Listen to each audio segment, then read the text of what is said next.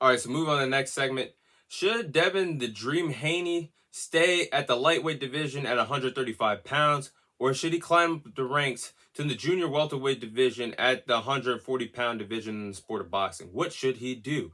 In my opinion, I think Devin the Dream Haney should stay put at the lightweight division at the 135-pound division in the sport of boxing. Currently, he is the undisputed lightweight champion in the sport of boxing, the undisputed king at the lightweight division. I think he should stay put because the money is there for Devin the Dream Haney to be at the lightweight division compared to the junior welterweight division right now in the sport of boxing.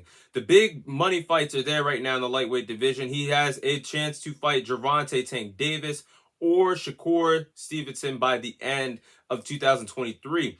For legacy, I think if he could beat Gervonta Davis and Shakur Stevenson both back-to-back times, I think that would make Devin the Dream Haney the #1 fighter in the sport today in the world of boxing. He would be on my pound-for-pound list. He'd be #1 if he can knock off Gervonta Davis and Shakur Stevenson.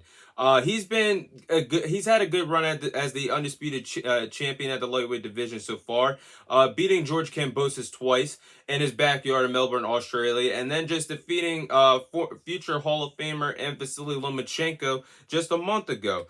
So I think whether Devin Haney decides to either move up in weight to 140 or stay put at 135, I think he has a lot of options on the table for him on what he decides to do next and who he decides to fight next by the end of the calendar year 2023. Devin Haney is a free agent right now. His deal with Top Rank officially expired after the Vasily Lomachenko fight in May, so he is currently a free agent and is free to sign anywhere. But this is the type of chances that Devin Haney has in front of him now that he's a free agent. He could do the PBC route. He could sign with Al Heyman and could potentially fight Gervonta Tank Davis by the end of the 2023 year in an undisputed championship fight at the lightweight division, which would be go down as one of the biggest fights of the year if Devin Haney and Gervonta Davis could get in the ring with each other. The history is there. The sparring history is there. The bad blood is there between the two respective fighters. If they were to get in the ring by the end of 2023, it would definitely be up there in the conversation for fight of the year. So he could go the PBC route. He could go the matchroom route and sign with Eddie Hearns. He could fight Regis Prograis for the WBC junior welterweight title at 140. I know for a fact after Regis Prograis' unfortunate performance last Saturday night in his hometown of New Orleans, Louisiana, he walked away as still the WBC champion at 140, but it was not the performance that the world of boxing was expecting of him. He nearly walked away against a last-minute opponent and won that fight by split decision.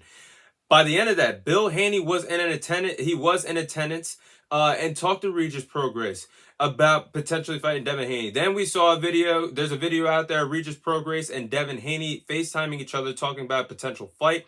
And Bill Haney actually came out and said that there is a warrant out for Regis Prograis and referring to the fact that they might choose him next to fight for Devin Haney to move up to 140 and they fight for a world championship at 140. So there's a route for Devin Haney to get a fight deal done with Matchroom and Eddie Hearns to get that fight done.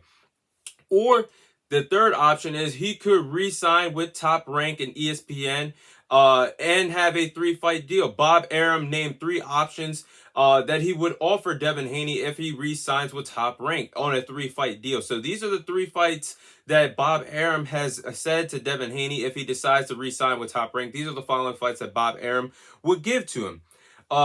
Fight 1 on there would be a rematch with Vasily Lomachenko, a undisputed championship rematch that we just saw a month ago.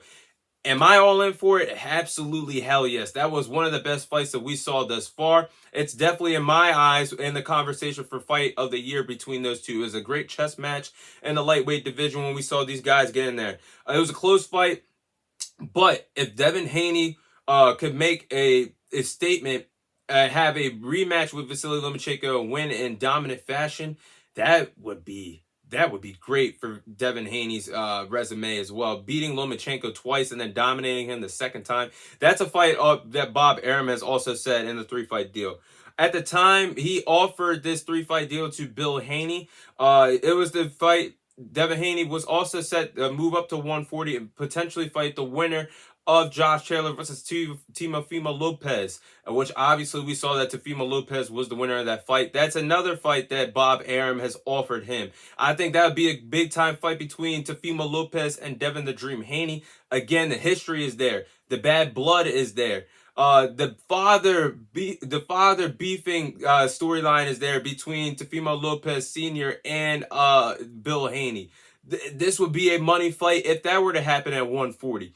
Or the third fight that Bob Arum has offered Devin the Dream Haney is for Devin Haney to fight Shakur Stevenson in an undisputed championship fight by the end of 2023. So Devin Haney has a lot of options on the table for him, whether he wants to move up to 135, stay at 135 and move up to 140, whether he decides, whatever promoter he decides to sign with. Devin Haney has a lot of options. But if I was Devin the Dream Haney, if I was the undisputed champion of the lightweight division, I would stay put at 135 and fight the names of Gervonta Davis, Shakur Stevenson, or potentially have a big money fight in a rematch against Vasily Lomachenko.